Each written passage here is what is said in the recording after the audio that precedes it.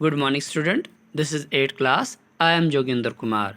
Here we will discuss the second chapter of history, trade to territory. We have to start our chapter from History Maker. In History Maker, Captain William Hawkins commanded an English East India Company ship and reached Surat, a Mughal port, in 1608. Representing the King of England, James I, Hawkins succeeded in obtaining a certain trade concessions from the Mughal Emperor Jahangir. As a result, a trading post was established at Surat by EEIC in 1609. You can see here, this is the flow chart of this chapter. Here is shown the East India Company's struggle for power. The company fought first Carnatic Wars, second the company conquest of Bengal, and in the last third the company expand its territorial expansion. Company fought 3 Carnatic Wars. When the company conquered Bengal, that also faced their fought a war, Battle of Plassey, Battle of Buxar, and that established there a diarchy. Diarchy means the dual system of the government. During the expansion, territorial expansion, the company introduced some norms or some systems. For example, the subsidiary alliance, direct military conquest, and doctrine of lapse. These were some operations that we had to start. What was mercantilism and the expansion of European trade? The origin of EEIC and its power lay the economic theory of mercantilism, popular in the Europe at that time. According to the theory, the prosperity of a country depends on its capability to produce more than it consumes and export more than it imports in order to maintain a positive balance of trade. Mercantilism. In 1498, the Portuguese navigator and explorer Vasco da Gama discovered a rather long sea route to India from Europe. Traders who chose this route had to sail down the coast of West Bengal, Africa, to the tip of South Africa, and then sailed up and again to Calicut, which is known now Kozhikode in Kerala. So after then, many Europeans came here, but the Portuguese were the first European traders to reach India. The Dutch after the Portuguese. By early 17th century, the Dutch established their trading centers at Surat, Ahmedabad, Badajoz, Karaikal, Pulicat, Balasore, Nagapattinam, and Masulipattanaam. Eventually, they shifted their attentions to the Far East and established a colonial empire in Java and Indonesia. French. After the Dutch, the French East India Company, established in 1664, sought to expand its base in India. It posed a challenge to EEIC. The early French settlements in India were Pondicherry, now Puducherry, Chandernagar, Mahe, and Karaikal. Now, the struggle for power. The British struggle for power or the European struggle for powers. The establishment of the trading companies by various European powers in India resulted in fierce competition and rivalry. All of them wanted to earn maximum profit and attain a monopoly. Monopoly was a special right for trade or production. Now we will see the Carnatic Wars. The Carnatic Wars fought between 1746 and 1763 manifested the diplomatic and military struggle between the French East India Company and the EEIC. The coastal Carnatic regions, a dependency of Hyderabad, became the battleground of this struggle.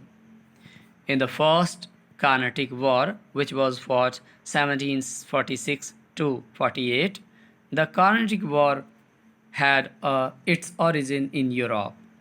When war broke out in 1742 between England and France, when the British supported to the Nawab of Carnatic captured some French ships, the French captured Fort St. George, which is in Madras.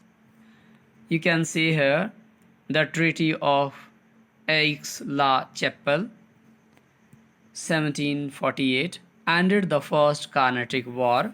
The French got Louisbourg region in North America, while the English got back Madras. Second Carnatic War was fought in 1749 to 54. Here is a portrait of the Nawab of Carnatic by the Scottish painter George Wilson.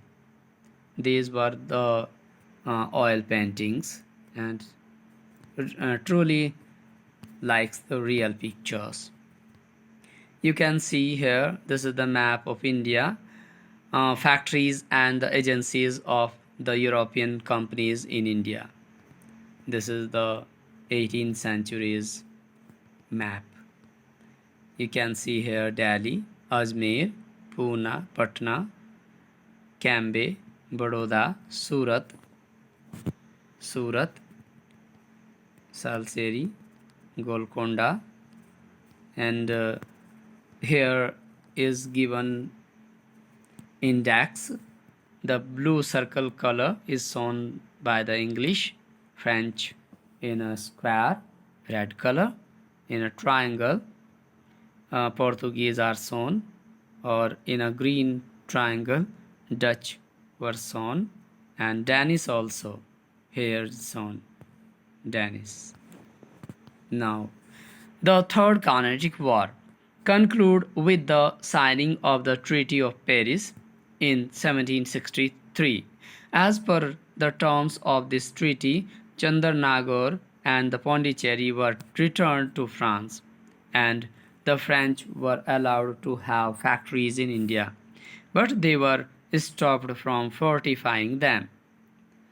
The French agreed to accept British protection in India. The Battle of Plassey. Why it was fought? It was fought to capture Bengal. Robert Clive was sent from Madras Presidency to recapture Calcutta. He conspired with Mir Jafar, the commander-in-chief of Siraj-ud-Daulah. The EIC officials managed to win over important members of Siraj-ud-Daulah court, such as Jagat Seth, who was a banker, and Omi Chand, a rich merchant. With their support, the British force defeated Nawab in the Battle of Plassey, 1757. The following were the result of the Battle of Plassey. Sirajuddaulah was captured and killed.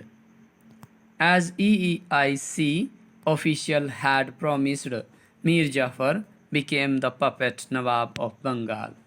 He granted them Jamindari of 24 districts of Bengal. All of the French settlements in Bengal were also surrendered to the English. The rich resources of Bengal made them financially stable. Now, the Battle of Buxar, 1764. Mir Qasim, the new Nawab of Bengal after Mir Jafar, soon realized that he was a dependent on EEIC. He tried to consolidate his power to free himself. To begin with, he dismissed all the Mir Jafar's officials who were close to the company. He invited European mercenaries to train his soldiers in new methods of warfare. He abolished taxes on internal trade to provide equal opportunity to the English and Indians. He also tried to check the misuse of trade privileges of the British. The British were surprised as well as alarmed the Nawab Mir Qasim. Now we see here Awadh and Shah Alam II, the Mughal emperor, for expelling the English from Bengal in 1764. He was combined armies met the English forces. The result of the Battle of Buxar were as follows. Mir Qasim and his allies Nawab of Awadh, Sujauddaulah and the Mughal Emperor Shah Alam II were defeated and EEIC became the real master of Bengal. Mir Qasim was expelled from Bengal and Mir Jafar was reinstalled at the throne. In 1765, Shah Alam II signed a treaty of Allahabad with EEIC. The Mughal emperor granted the Diwani, or the right to collect revenue from Bengal, Bihar and Odisha, to the company. In return, he was given an annual amount, or the tribute, of 26 lakhs rupees. Thank you. We will meet in the second video of this chapter.